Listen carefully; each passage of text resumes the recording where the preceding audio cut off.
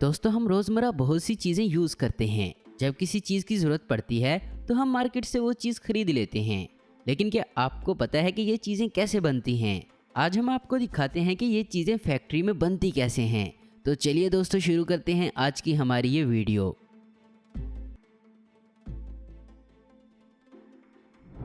Number 1, leather ball making. सबसे पहले leather के टुकड़े काटे जाते हैं, फिर इनकी सिलाई की जाती है। उसके बाद इन टुकड़ों को एक मशीन में रखा जाता है और गोल कर लिया जाता है। उसके बाद इनको रंग दे दिया जाता है और फिर इनकी ख़राब साइड को काटा जाता है, जिससे लेदर की गेंद का ऊपर का गोल टुकड़ा तैयार हो जाता है। फिर इन टुकड़ों की मशीन से सिलाई की जाती है। फिर गोल दो टुकड़ों को एक फ्रेम में रखकर इनमें गम डाली जाती है और फिर एक गोल पत्थर इनमें रखकर इनको बंद कर दिया जाता है। फिर इन दो टुकड़ों को सी दिया जाता है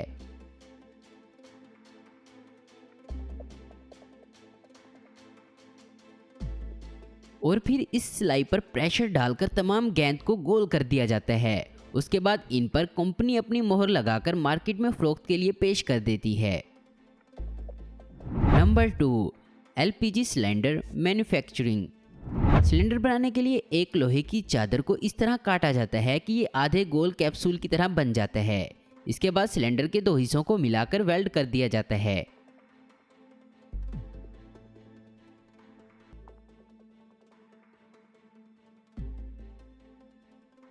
और फिर इसके नीचे फूट लगाया जाता है। उसके बाद ऊपर वाला हिस्सा जिसमें नोजल और गार्ड होता है वो लगाया जाता है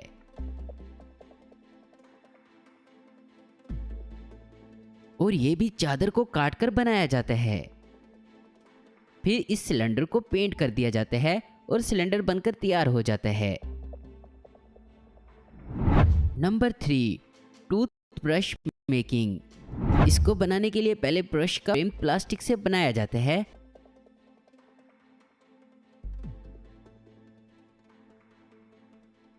उसके बाद मशीन की मदद से इसमें बाल लगाए जाते हैं। ये मशीन बड़ी तेजी और सफाई से बाल लगाती है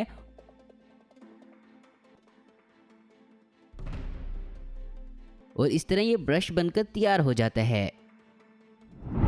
नंबर 4, शटल कॉक। इसको बनाने के लिए सबसे पहले कंपनी हंस के परों को बड़ी तादाद में खरीदती है। फिर उनको एक एक करके मशीन में लगाया जाता है। ये मशीन इनको काट कर एक साइज दे देती है।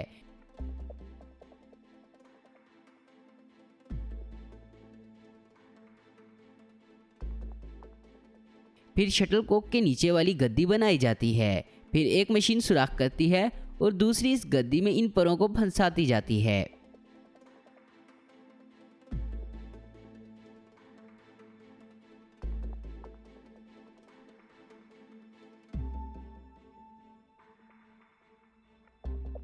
और फिर एक और मशीन इसमें गम लगाकर परों को गद्दी में मजबूत कर देती है। इसके बाद इनकी सिलाई की जाती है और फिर इनको मशीन में डालकर इनका बैलेंस चेक किया जाता है और उसके बाद इनको डब्बों में डालकर मार्केट भेज दिया जाता है। Tennis ball making. इसमें सबसे पहले एक मशीन में रबड़ का सामान डालकर रबड़ का पेस्ट बनाया जाता है। फिर इससे टुकड़े काटकर रबड़ की आधी गेंद बनाने के लिए मशीन से प्रेशर डाला जाता है।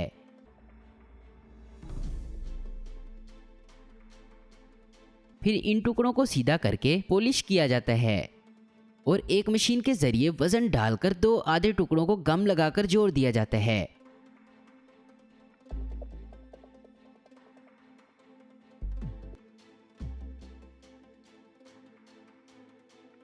और फिर इस गेंद पर ग्रीन या वाइट कपड़े की कोडिंग की जाती है और फिर इस गेंद को फरोख्त के लिए भेज दिया जाता है। Number 6, marbles making. दोस्तों, मार्बल्स उन गोलियों को कहते हैं जो कांच की गोलियां बच्चे खेलते हैं। उसके लिए सबसे पहले कांच खरीदा जाता है और फिर इस कांच को बारीक करके भट्टी में पिघलाया जाता है। उसके बाद ये पिघला हुआ कांच घूमने वाले रोल्स पर टपकाया जाता है। ये कांच घूमते हुए ठंडा होकर गोलियों की शक्ल इख्तियार कर लेता है और फिर इन गोलियों को फरोख्त कर दिया जाता है।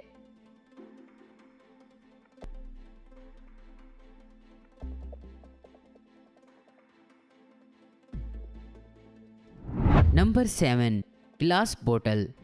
इसके लिए सबसे पहले कांच को भट्टी में पिघलाया जाता है और फिर इसे छोटे छोटे हिस्सों में करके टपकाया जाता है, जो कि हाइड्रोलिक पर जा गिरता है।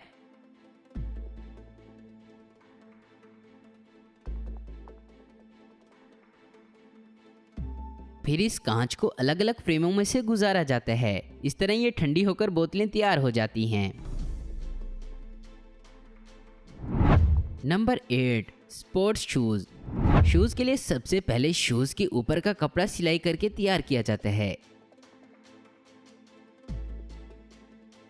फिर इस पर डिजाइन सिलाई किया जाता है या गम से चिपकाया जाता है।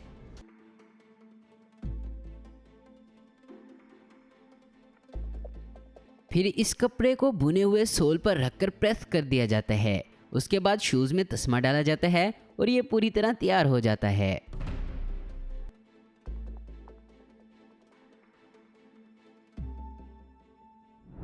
Number 9, shoelace. शूलेस यानी जूते का तस्मा, ये बनाना काफ़ी मुश्किल होता है, लेकिन यह मशीन आसानी से बना लेती है। इस मशीन में बहुत सारी रील्स डाली जाती हैं, फिर ये मूव करती हैं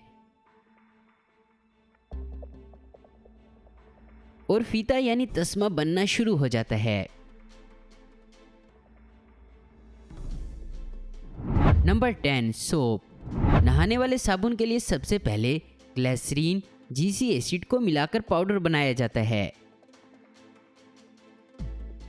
फिर इस पाउडर को मशीन में डाला जाता है। उसके बाद यह मशीन खुद ब खुद साबुन बनाकर एक साइड से निकालती जाती है। Number 11, match sticks. इसके लिए सबसे पहले लकड़ी लेकर इसे चादर की शक्ल में काट लिया जाता है।